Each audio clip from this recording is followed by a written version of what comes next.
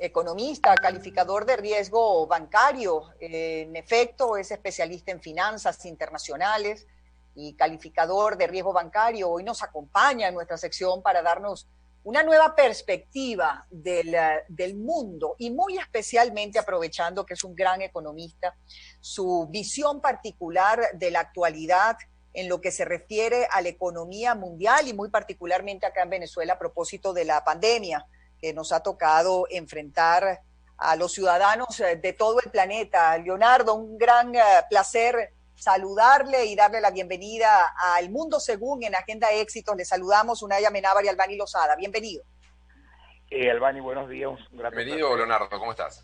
Unai, acuérdense que tiene mucho tanto cariño. Mire, yo saludo a todos los radioescuchas. Siempre un placer compartir con ustedes. De verdad, un grato honor, ¿no? Leonardo, siempre a los economistas, bueno, y a los analistas políticos, etcétera, se les hace, yo creo que la misma pregunta. No creo que haya fiesta, comentario, cumpleaños, visita al supermercado, que no se te acerque a alguien y te pregunte cómo está la cosa, qué va a pasar.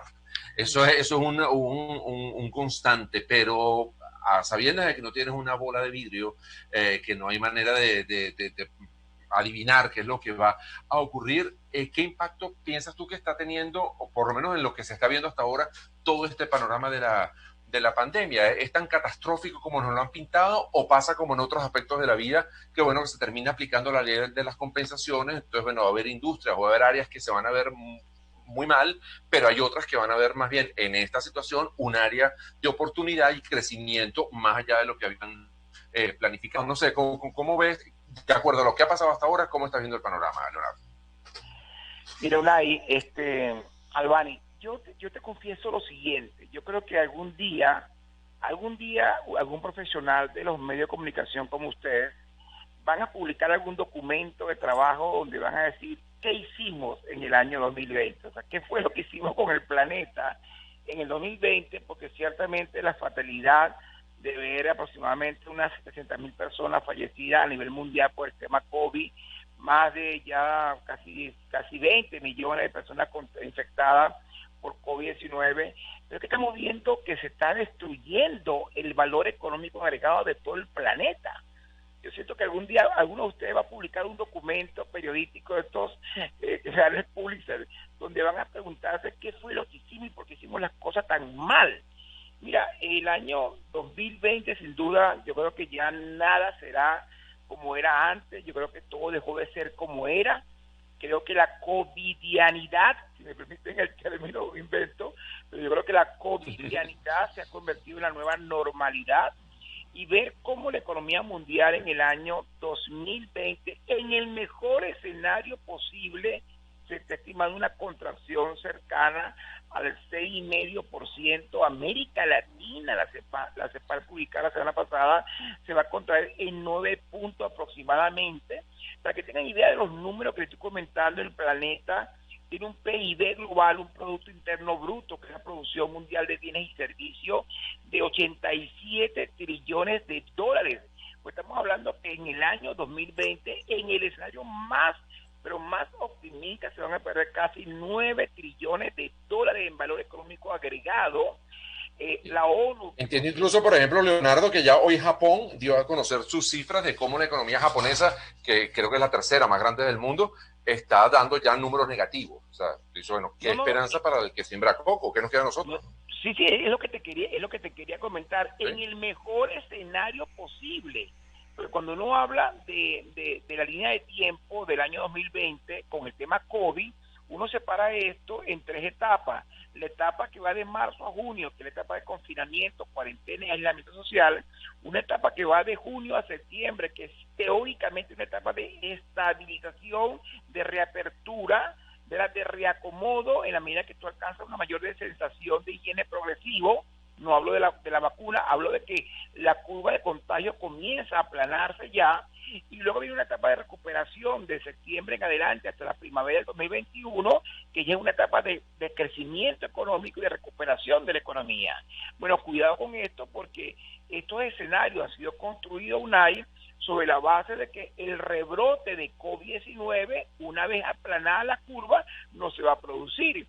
y ya está viendo la noticia en toda Europa, donde se cierra nuevamente el Reino Unido, se cierra nuevamente Francia, se cierra nuevamente España, y entonces los pronósticos de contracción económica, que son sumamente importantes para el 2020, se van a acentuar, porque venimos de una contracción económica solamente en el segundo trimestre del año, marzo-junio, veamos Estados Unidos, de 32 puntos. Toda Europa está por encima de 12 puntos de contracción económica en el segundo trimestre del año. Y yo como soy tan optimista, siempre hago mis entrevistas y lo digo, cuidado, son cifras apocalípticas, pero ya terminaron, ya junio pasó, ya el segundo trimestre se consumió, vivimos la tragedia, vivimos la pérdida de producción, vivimos la contracción, pero ya esto terminó. Pero parecía que estoy muy equivocado, porque el rebrote de COVID que está obligando a que nuevamente muchas economías del mundo se continúen confinando. O sea, el proceso de reapertura en Dominicana terminó, se volvió a cerrar Dominicana, Panamá, que estaba en reapertura, se está cerrando de nuevo. Es decir, que los niveles de contracción económica que estamos estimando en la primera parte de este año para el año 2020, en función del confinamiento, que teóricamente duraba hasta junio, julio máximo, pareciera que no va a ser así. En consecuencia, tenemos una economía mundial con 86 trillones de dólares, que en el escenario más positivo esperamos que perdiera 9 trillones de dólares. La ONU, permíteme el comentario, que no es un organismo muy católico, bueno, habla de proporciones bíblicas, apocalípticas del nivel de pobreza en el año 2020, donde ellos estiman que si el ingreso per cápita mundial cae en 5%, tendremos 100 millones de nuevos pobres, pero si cae entre 10 serían 225, y si cae 15% del ingreso per cápita global, tendríamos 500 millones de nuevos pobres, con 200 millones en riesgo de morir de hambre. Cuando hablamos entonces de 700.000 fallecidos versus 200 millones de personas, almas que puedan morir de hambruna, donde por cierto un porcentaje de 16 millones puede ser América Latina, estamos hablando de que qué cosa estamos haciendo, qué lo hemos hecho, porque yo estoy esperando que algún día un periodista como tú, Nay, como tú, Albani, publique un documento donde diga qué hicimos en el año 2020 frente a una enfermedad llamada COVID-19. Bueno, ojalá tuviera uno realmente la información, ¿no, Leonardo? Pero es que no hay información, y las cosas pudieran aparentar en boca de nuestros, digamos, nuestros gobernantes, como que todo va a estar bien, y eso se agradece, que le bajen a uno la ansiedad, pero es que es una realidad aplastante que la vivimos todos los venezolanos. Y aprovecho y te pregunto, si la situación fuera de nuestro país está como está, obviamente todo eso nos afecta a nosotros. ¿Qué queda para Venezuela, que lleva enfrentando esta situación económica tan difícil, tan avasallante, por ponerle algún nombre a lo que hemos vivido en el país, para los próximos años? Porque ya ni siquiera se puede decir meses, ni siquiera hemos llegado al pico alto de la pandemia. Se supone que esto vendrá en los próximos meses, días. Mira, si hablamos de Venezuela, entonces tú me produces escalofrío, porque realmente ¿qué ocurre?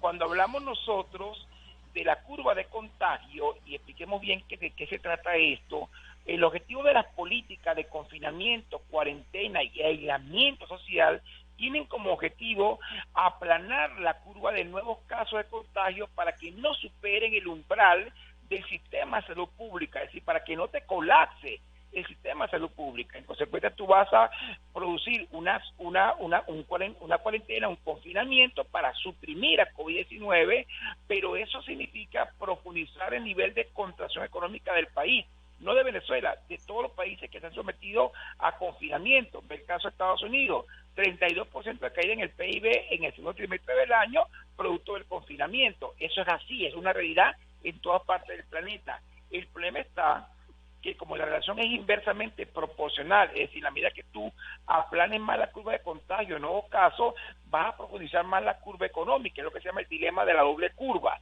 la curva económica versus la curva sanitaria. Bueno, tú tienes éxito con la curva de contagio porque la vas a aplanar, pero tú vas a profundizar el nivel de actividad económica. ¿Por qué razón?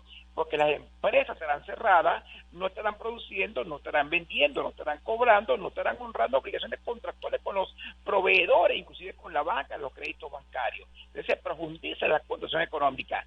Es allí, Albani, donde el Estado surge, donde el gobierno surge y debe tener la capacidad económica, la holgura fiscal, la holgura económica para poder, con políticas anticíclicas, poder atenuar los impactos de la recesión. Veamos el ejemplo del plan de estímulo fiscal en los Estados Unidos, el plan de estímulo fiscal en todos los países de Europa, el plan de estímulo fiscal es de Chile, con 23.000 millones de dólares, ¿verdad?, para atenuar los impactos de la recesión, rescatando empresas clave, rescatando sectores económicos estratégicos y, por otra parte, entregando verdaderas cajas CLAP como en Chile, no sé si la han visto, son un espectáculo, o subsidios directos a la población para atenuar lo que se llama el shock de demanda. Lamentablemente, Venezuela se encuentra en el último lugar de la lista de los gobiernos con capacidad económica para poder atenuar los impactos de la recesión. Y si hablamos de la remesa, es mucho más preocupante. ¿Por qué razón? El año pasado recibimos casi 3.000 millones de dólares en remesa, esperamos 4.000 millones, y te comento lo siguiente: más o menos Estados Unidos es responsable del envío de casi 75% de la remesa que recibe América Latina. Bueno, te cuento algo: en el desempleo norteamericano, que ya está en 10.2%, 57% son latinoamericanos, y ahí entran los venezolanos. En consecuencia, vas a ver en el año 2020 una caída muy importante de la remesa, que ya no van a llegar a 4.000 millones como esperábamos en enero de este año, pero que va a estar por debajo de los 2.000 millones en un contexto donde se reinicia en Venezuela, cuidado con estas palabras, se reinicia en Venezuela el ciclo hiperinflacionario que había cedido espacio en el año 2019. ¿Por qué razón? Porque el gobierno está usando entonces la emisión de dinero del Banco Central de Venezuela para poder financiar los programas sociales, los programas de subsidio, de entrega de bonos, de bonificaciones, de todo lo que está entregando vía emisión de dinero del Banco Central de Venezuela, lo cual dota a los agentes económicos con un poder de compra para adquirir productos que no se han producido. Es decir, la hiperinflación que había cedido en el año 2019, y eso es una verdad, porque el gobierno contrajo el gasto público y se dio porque la Asamblea la estimó en 9.500 y el Banco Central por encima, que fue 10.000%, pues esa inflación se reinicia, se multiplica por lo menos por 3 en el año 2020. Consecuencia de que el gobierno regresa al expediente del Banco Central a pedirle plata al Banco Central para que financie el gasto público. Eso hace entonces que en un contexto de contracción económica que estamos estimando de 30% para este año para Venezuela, el 15% del fondo quedó corto, que se hizo en enero, pues vamos a hablar de 30 puntos de contracción, se une a la espiral de carácter hiperinflacionaria. Ten la seguridad que el informe en COVID, que todos ya hemos visto, es la punta del iceberg de esta realidad. Así es, bueno, Leonardo, y veíamos hace poco también, leíamos en las noticias cómo el tema de la desnutrición se ha disparado en los últimos meses, a propósito también de todo el cuadro económico y de pandemia que estamos viviendo en el país. Tenemos que hacer una pausa, Leonardo, pero bueno, para tratar de metabolizar todas esas noticias que nos ha dado y todos esos análisis y predicción de lo que va a ser la economía en el mundo y en Venezuela. Pero bueno, al regreso me gustaría también saber si temas tan sensibles en el caso de Venezuela, como por ejemplo las sanciones de Estados Unidos, Europa, etcétera, están afectando en algo, o al final esto iba a pasar con o sin sanciones, o el problema del manejo de la economía por parte de nuestras autoridades, lo que hace todavía complicar más el asunto. Pero todo esto después de escuchar buena música. Ya venimos en esta conversación con Leonardo Buñac, economista y analista financiero. Ya ven. Habitar en otra tierra.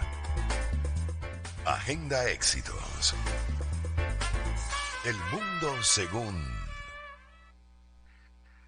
Leonardo Buñac, economista, analista de riesgo bancario. Y bueno, y antes de entrar ya en aspectos un poco más personales con Leonardo, conocer un poco más de sus gustos, de sus aficiones, de conocer más a la persona detrás de estos análisis, yo había dejado pendiente un temita y tiene que ver con el tema de las sanciones que han aplicado sobre el gobierno de Venezuela, Estados Unidos, la Unión Europea, el Grupo de Lima, etcétera, etcétera. ¿Qué tanto está afectando esa realidad de las sanciones a lo que nos está ocurriendo? Mira, yo creo que lo primero, yo creo que sería absurdo negar que el tema de las sanciones económicas, financieras, tecnológicas, energéticas, no hayan amplificado el problema.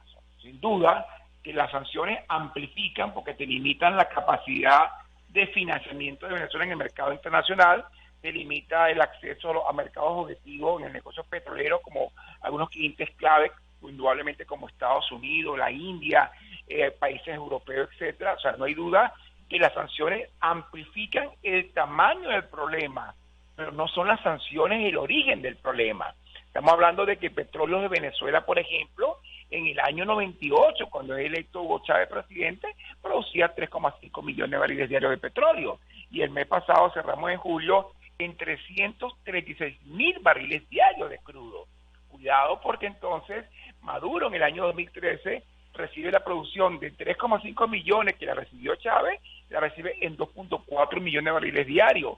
Y hoy la ha llevado 336,000 barriles diarios de petróleo. Eso por falta de mantenimiento del sector petrolero, porque el mundo invierte anualmente, UNAI, cerca de 800,000 millones de dólares en potencial de producción y mantenimiento de ese potencial, desde la etapa, por supuesto, de exploración hasta la etapa de distribución de crudo y refinado.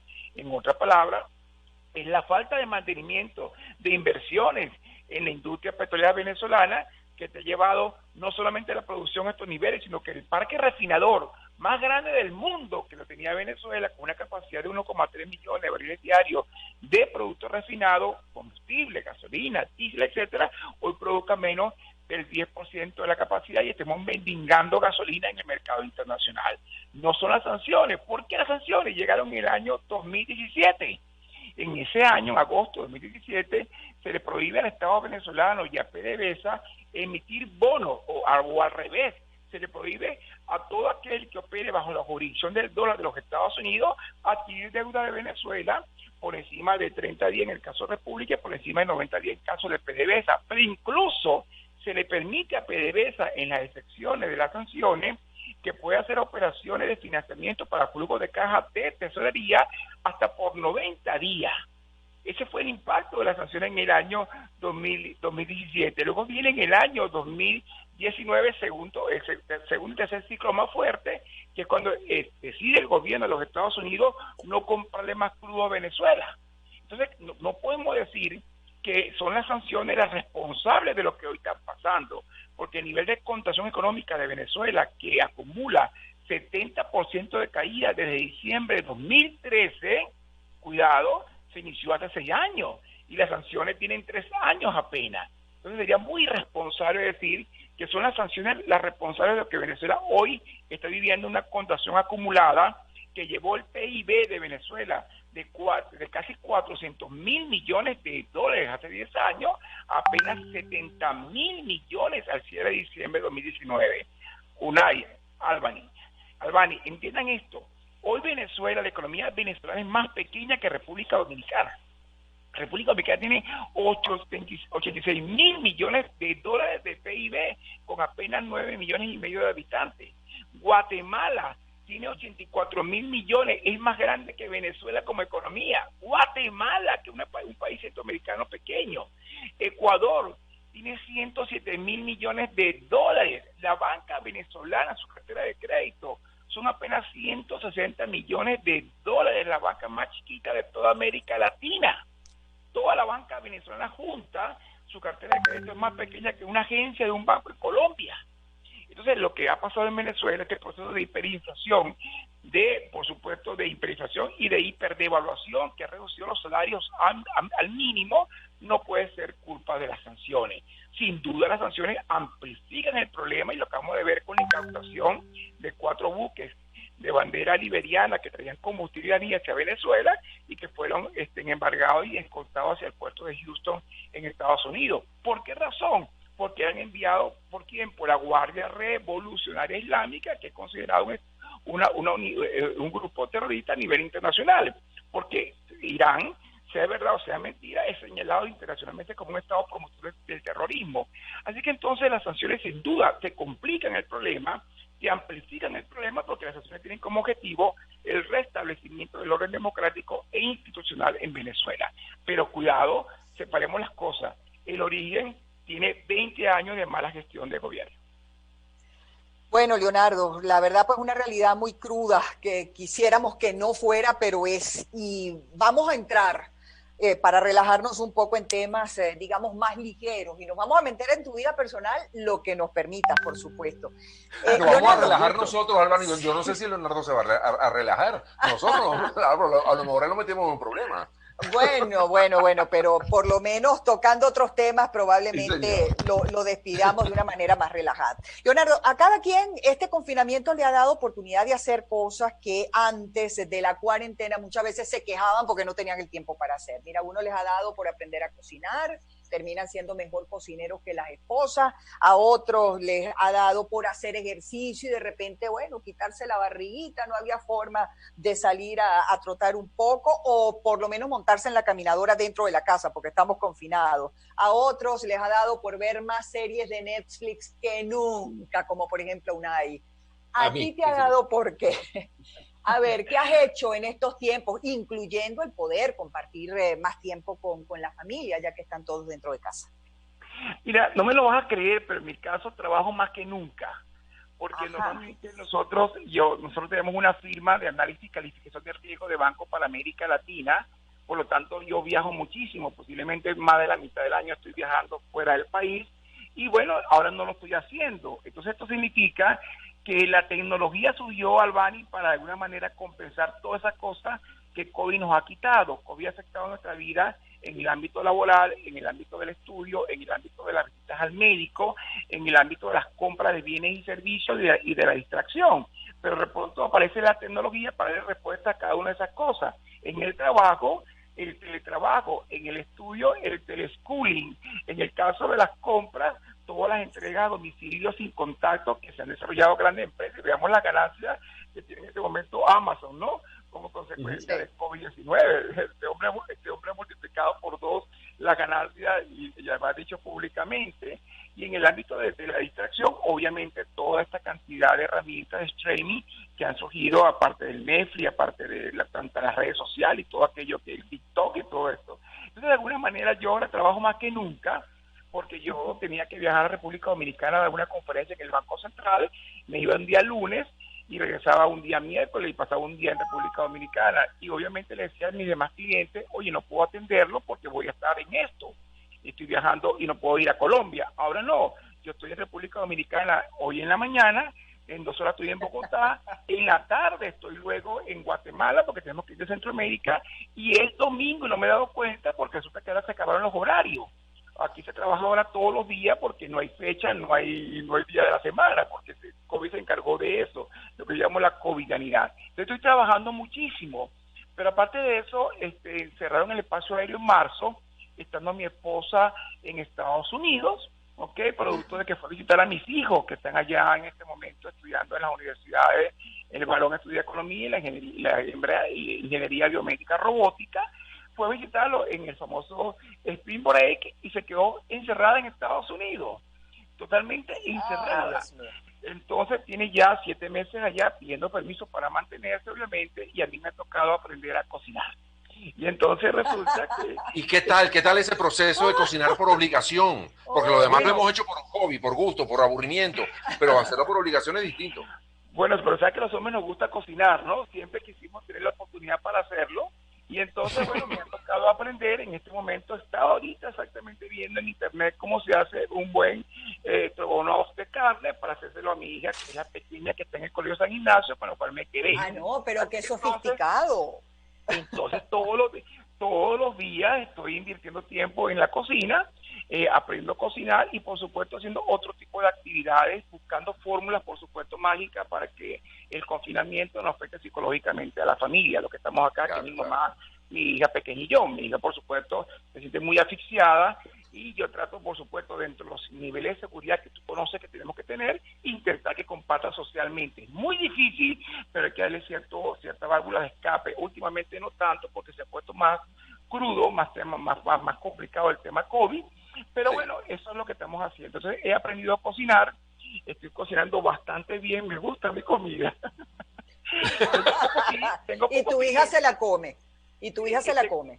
Bueno, ella 2 o 3 veces a la semana pide delivery, dice que es para aliviarme la cocina. Okay. Pero qué bien educada tienes a esa muchacha, ¿eh? No digas que no la educaste bien. Pizza, muy elegante. Pizza, sushi, cosas, pero ella dice para aliviarme el peso de la cocina. Entonces, y de vez en cuando, porque ella no me ayuda a cocinar porque ella tiene otro horario. Ella se duerme a las 2:30, 3 de la mañana cuando termina sus sesiones con todos los amigos del Colegio San Ignacio, porque todos están despiertos a esa hora, todos están despiertos a esa hora, duermen hasta el mediodía y entonces tenemos horario distinto, ¿no? Porque se acabaron los horarios. Entonces, bueno, esa es la dinámica del día a día, pero te cuento que hoy día trabajo más que nunca porque ahora estoy en todas partes del planeta, solamente a través de una cosa que llaman Zoom, Microsoft Teams y todas estas herramientas de teletrabajo que la tecnología llegó para de alguna manera permitirnos seguir trabajando. Oye, Leonardo, Muy pues bien. muchísimas gracias por habernos compartido ese día a día de tu covidianidad, como le dices tú, a toda nuestra audiencia. Y bueno, y por habernos dado todos esos análisis y esas proyecciones, no tal vez del todo alentadoras, pero sí que nos pone los pies sobre la tierra para saber con qué nos vamos a enfrentar en los próximos meses, haya o no haya vacuna. Tú sabes, antes de terminar, quería comentarles algo de un segundo, rapidito. Sí. Yo lo vengo diciendo en las redes y lo quiero repetir de nuevo. Yo creo que hay que tener muchísimo cuidado, por supuesto hay que cuidarse, hay que quedarse en casa, eso es cierto, eso es importante decirlo, pero cuidado con esto. Yo creo que contaminarse de COVID-19 está en las estadísticas, está en las probabilidades. Morir de COVID-19 incluso puede ser parte de las estadísticas, pero morir de hambre puede ser una certeza si la gente no sale a trabajar. Yo creo que la economía tiene que reabrirse, tiene que haber una reapertura con seguridad, con bioseguridad, pero cuidado porque los niveles de pobreza crítica en Venezuela nos llevan ya no a una crisis humanitaria, sino a una catástrofe humanitaria si la economía no es reabierta, por supuesto, con todos los sistemas de bioseguridad que el sector privado está promoviendo y de manera muy responsable. Pues ojalá que quien tiene la toma de decisiones los escuchen los expertos, escuchan los distintos sectores y bueno, y se tomen las decisiones que hay que tomar. Muchísimas gracias, Leonardo. Leonardo Uniaga. Gracias, Leonardo.